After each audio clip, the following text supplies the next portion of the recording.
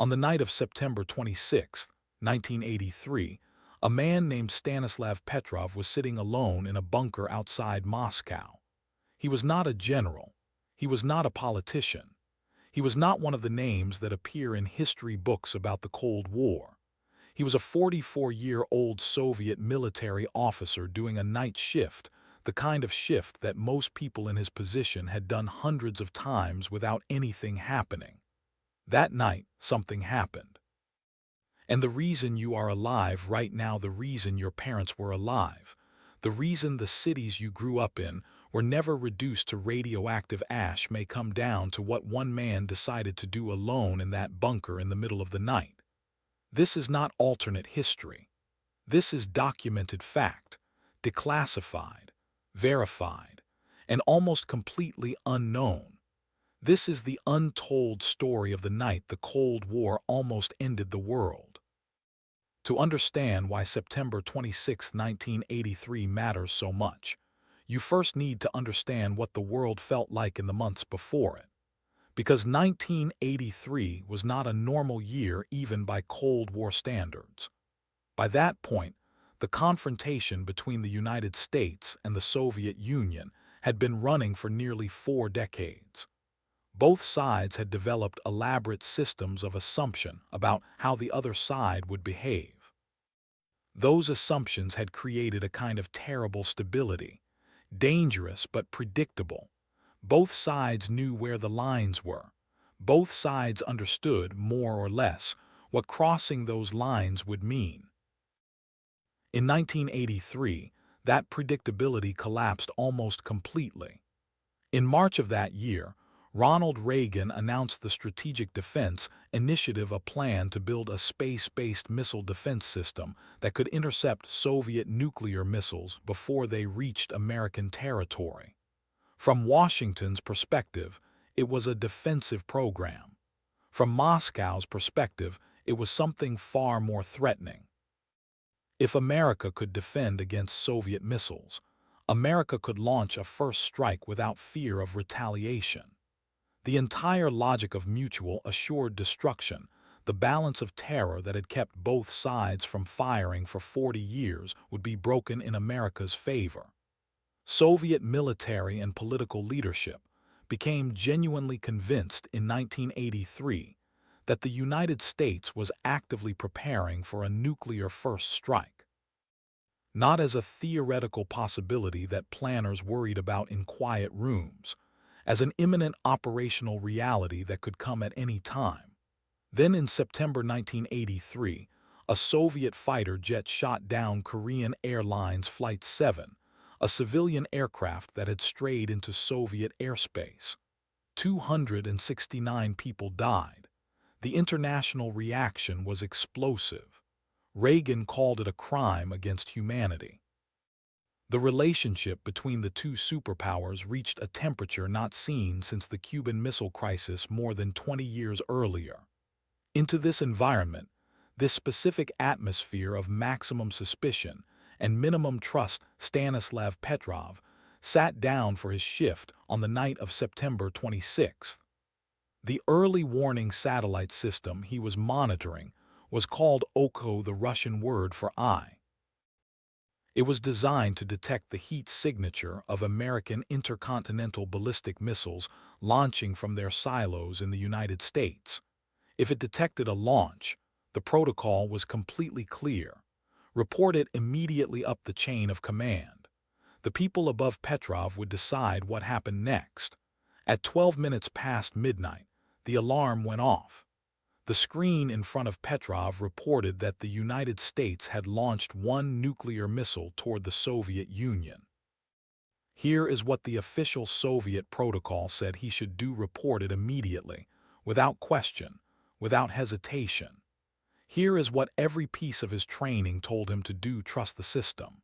And here is what Petrov did instead: he sat in silence and decided that the most sophisticated early warning system ever built by human beings was wrong. He was a lieutenant colonel contradicting a machine that cost billions of dollars to construct. And he was right. His reasoning, which he described in detail in interviews years later, was straightforward but required real courage to act on in that moment. The United States would not start a nuclear war with a single missile. If America was launching a first strike, the scenario that Soviet military planning had been preparing for it would launch everything simultaneously to overwhelm Soviet defenses before they could respond. One missile made no tactical sense. Either it was an accident, or it was a malfunction in the system itself. Then the system reported a second missile, then a third, a fourth, a fifth. The screen was now showing 5 American nuclear missiles inbound. The system's own reliability indicator was at its highest level. Every alarm available to that facility was active. Every protocol Petrov had trained for was pointing in the same direction: pick up the phone, report the attack, let the chain of command respond. He did not pick up the phone. He sat there, with everything around him telling him the world was ending, and he decided it wasn't. He was right. The satellites had misread sunlight reflecting off high-altitude clouds as missile launch signatures, a technical flaw that the engineers who designed the system had not anticipated and that quality testing had not caught. The most consequential malfunction in military technology history had just been correctly identified by one man's judgment in under 4 minutes. Now here is the detail that should stop you cold, because this is the part of this story that almost never gets told, even in the accounts that mention Petrov at all. Petrov was not supposed to be working that night. He was covering for a colleague. A routine substitution, the kind that happens in every workplace every day without anyone thinking twice about it. The officer who was originally scheduled for that shift was less familiar with the specific known error patterns of the OCO system. Whether that officer would have made the same decision, nobody can say. Nobody will ever be able to say. One shift change, one last-minute substitution, one man sitting at a console he was not originally assigned to. That is the full width of the margin between the world we live in and the world that ended on September 26, 1983. Now scale this, because what happened 2 months later makes the Petrov incident look like a warning shot. In October and November 1983, the same 2 months, 60 days after Petrov's shift, the world came to the edge of nuclear war a second time. Not because of a system malfunction, because of a military exercise. NATO was conducting a simulation called Able Archer 83. It was a rehearsal for nuclear war, realistic, detailed, and conducted at the highest levels of NATO command. The exercise walked NATO forces through the actual procedures they would follow in a genuine nuclear conflict, including the simulated release of nuclear weapons against Soviet targets. Soviet intelligence, already operating at maximum paranoia after months of watching American preparations that looked to them like first strike planning, could not determine whether Able Archer was an exercise or a cover for the real thing. The participation was too high level. The procedures were too accurate. The timing coming so soon after the KAL-7 shootdown, and the Reagan speech fit too neatly into the pattern they had been watching for. Soviet nuclear forces were placed on their highest alert level. Aircraft were loaded with nuclear weapons and held at combat readiness. In some Warsaw Pact countries, Soviet conventional forces were brought to a state of full combat preparation. In 60 days, the world came to the edge of nuclear war twice, and the total number of people who knew both events had happened in real time was fewer than 100. The other 8 billion people on Earth went to sleep those nights without knowing that the distance between them and annihilation was being measured in minutes. Historians who have studied this period, using documents declassified after the Soviet collapse, consistently describe 1983 as the most dangerous year of the entire Cold War, more dangerous than the Cuban Missile Crisis of 1962. more dangerous than the Berlin crisis of 1961, more dangerous than any year that most people would name if you asked them when nuclear war came closest, more dangerous, less known. And this brings us to the detail that changes everything about how you understand not just the Cold War but the entire history of the nuclear age. Petrov was not the only one. In October 1962, during the Cuban Missile Crisis, a Soviet submarine designated B-59 was operating near Cuba when American naval forces began dropping practice depth charges, small, non-lethal signals designed to tell the submarine to surface and identify itself. The submarine had been out of contact with Moscow for days. The captain and political officer, unable to reach their command and believing they might already be in the middle of a war, voted to authorize the use of the submarine's nuclear torpedo. Soviet submarine protocol required authorization from 3 officers. 2 had voted yes. The third was a man named Vasily Arkhipov. He voted no. Neither Petrov nor Arkhipov appear in most history textbooks. The Cuban Missile Crisis chapter describes Kennedy and Khrushchev. The Cold War chapter describes Reagan and Gorbachev. The men who actually prevented nuclear war, the junior officers, the technicians, the submarine commanders who said no when every system around them said yes, were classified, forgotten, or in Petrov's case, reprimanded for paperwork violations. History remembers the leaders. It erases the people who saved it. 2 men, 21 years apart, both acting against or outside their formal protocols, both right. Both unknown for decades after the events that should have made them the most celebrated human beings of the 20th century. Now here is the irony that should genuinely disturb you, because it is the detail that the institutions involved have never publicly reckoned with. Petrov was never celebrated by the Soviet government. He was never promoted. He was never given a bonus, a medal, or a public acknowledgement of any kind. He retired quietly, lived modestly in a small apartment outside Moscow, and died in 2017. His death was not announced for several months. A neighbor eventually noticed. The man who may have saved human civilization was disciplined not for what he decided, but for filling out his incident log incorrectly on the night he prevented nuclear war.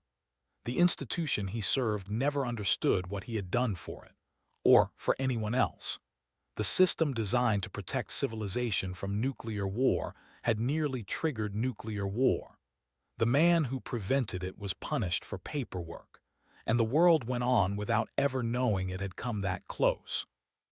What does that tell us about the relationship between institutions and the individuals who operate inside them? Institutions create protocols. Protocols create procedures. Procedures are designed for the situations that planners can anticipate. And in the situations that planners cannot anticipate, in the moments that actually determine whether civilization continues, the protocol fails. And everything depends on whether the right person is sitting in the right chair making the right call with 4 minutes on the clock. The nuclear weapons that Petrov's system was monitoring in 1983 still exist. The arsenals have been reduced from their Cold War peak, but the United States and Russia together still maintain thousands of nuclear warheads, many of them on alert status. That means they can be launched within minutes of an order. The early warning systems have been upgraded and improved, but they have not been made infallible. No system built by human beings has ever been made infallible. The logic of mutual assured destruction that governed 1983 still governs today. The window for the kind of judgment Petrov exercised is, if anything, shorter now. The systems are faster, the decision times are tighter, and the number of nations with nuclear weapons has grown since the Cold War ended. We did not solve the problem that Petrov solved for us that night. We inherited it. The untold history of how close we came to losing everything is not a story about the past. It is a description of the present of systems still running, warheads still armed, warning networks still watching, and officers still sitting at consoles in the middle of the night waiting for alarms that might or might not be real. It is a story about the distance between civilization and its end, and how much of that distance, at the moments that matter most, turns out to be one human being making a judgment call in the dark. Stanislav Petrov made the right call. Vasily Arkhipov made the right call. Both times, the world got lucky. Both times, the right person happened to be in the right place. Both times, the margin was a single individual choosing judgment over protocol in conditions of maximum uncertainty. How many more times did that happen that we do not know about yet? How many other Petrovs are still classified? How many other moments are sitting in archives in Moscow and Washington, waiting to be declassified and change the way we understand how close we actually came? Those are not rhetorical questions. Partial answers have been emerging for 30 years as documents are slowly released, and each new answer is more uncomfortable than the last. And that is exactly what the next video on this channel is going to be about. Because Petrov and Arkhipov were not alone. The full documented list of moments when individuals prevented nuclear war verified, declassified, real is longer than either government has ever officially acknowledged. And each one of those moments has the same shape: a single person, a short window, and a choice that the system they were operating inside was not designed to help them make correctly. Next week, we go through every one of them. And by the end of that video, you will understand something about the world you live in that most people spend their entire lives never knowing. Subscribe because that story is already built and it is darker than this one. And if you know someone who thinks nuclear war is a Cold War relic that the modern world has moved past, send them this video. Petrov saved their life too. The least they can do is know his name.